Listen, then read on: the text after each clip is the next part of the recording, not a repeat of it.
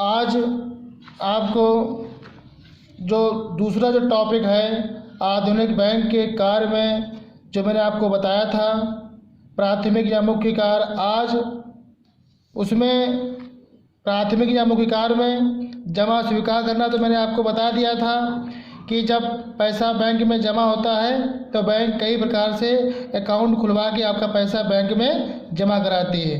अब बैंक का जो दूसरा सबसे प्रमुख कार्य होता है वो होता है ऋण तथा अग्रिम देना। तो आज हम डिस्कस करेंगे कि बैंक के पास जो पैसा आता है वो कर्जे के रूप में कैसे बांटती है। तो बैंक का दूसरा जो सबसे प्रमुख कार्य होता है कि कर्जा देना। बैंक जमाकर्ताओं की जो धनराशि होती है वो अपने पास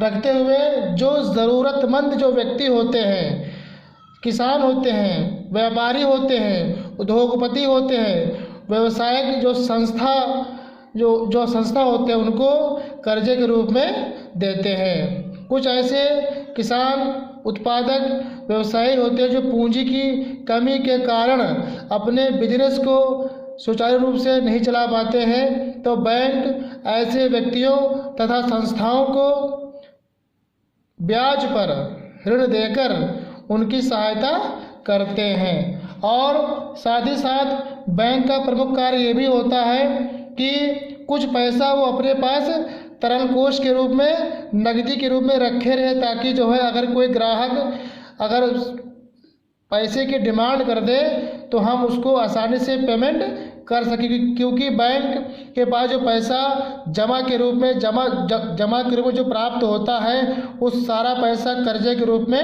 नहीं देती है। तो कुछ पैसा अपने पास रख लेती है ताकि ग्राहक कभी भी किसी भी टाइम पैसा अगर वो मांग बैठे हमसे तो उसका हम पेमेंट कर सके। तो इसमें सबसे पहला आपका होता है, जब बैंक ऋण देती है तो कई प्रकार से ऋण देती है। पहला आपका होता है साधारण ऋण, दूसरा नगद साख, तीसरा विनिमय विपत्रों को भुनाना, चौथा है बैंक अधिविकर्ष। तो हम सबसे पहले बात करेंगे साधारण ऋण क्या होता है।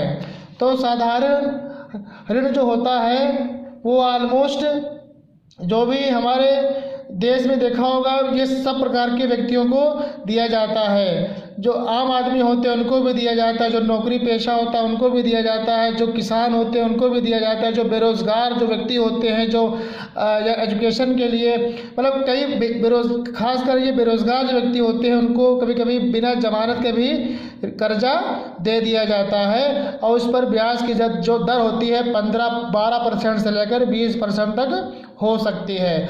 और ये जो ऋण जो दिया जाता है अल्पकालीन, मध्यमकालीन, दीर्घकालीन दिए जाते हैं। अल्पकालीन जो आपका होता है 1 महीने से 6 महीने का होता है, मध्यमकालीन 6 महीने से 12 महीने होता है, और दीर्घकालीन 1 साल के ऊपर की अवधि के होते हैं। तो ये जो साधारण ऋण जो होता है बैंक अपने ग्राहकों को उनकी जो वित्तीय आवश्यकताएं होती हैं उनकी पूर्ति के लिए ये कर्जा बांटती है और उस पर ब्याज लेती है।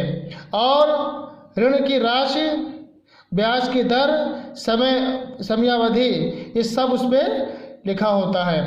तो इसको हम बोलते हैं साधारण ऋण।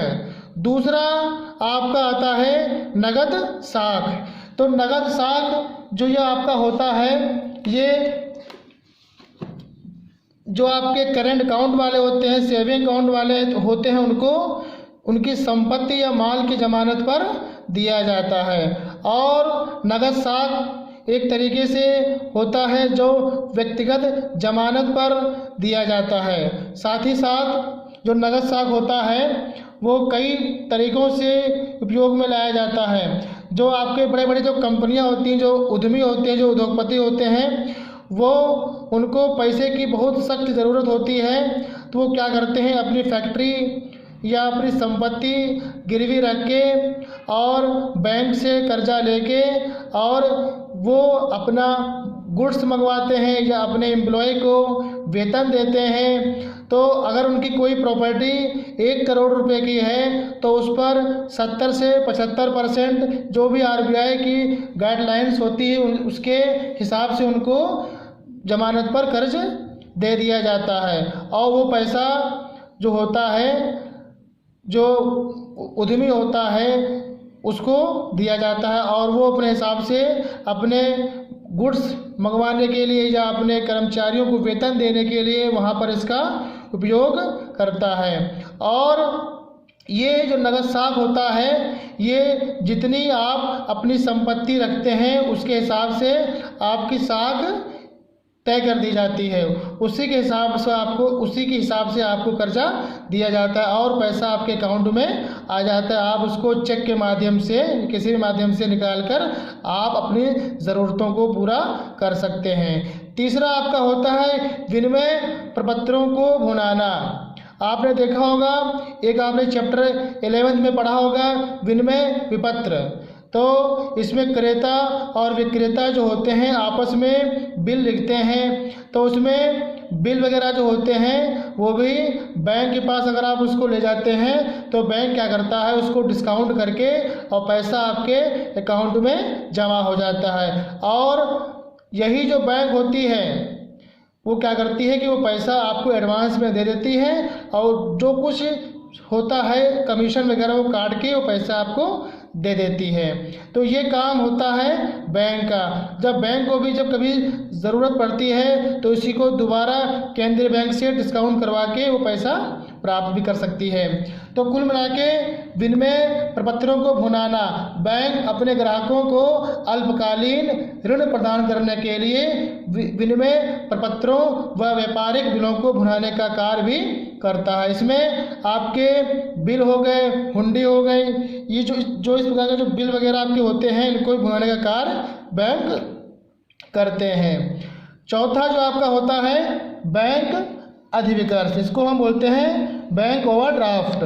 तो बैंक ओवरड्राफ्ट जो होता है ये बैंक जो बहुत ही विश्वसनीय जमाकर्ता होते हैं, जिनका ऑलरेडी बैंक में करंट अकाउंट खुला होता है, उनको ये सुविधा दी जाती है। और ये करंट अकाउंट को ही सुविधा दी जाती है, सेविंग अकाउंट जिनका अकाउंट होता है उनको सुविधा नहीं दी जाती है।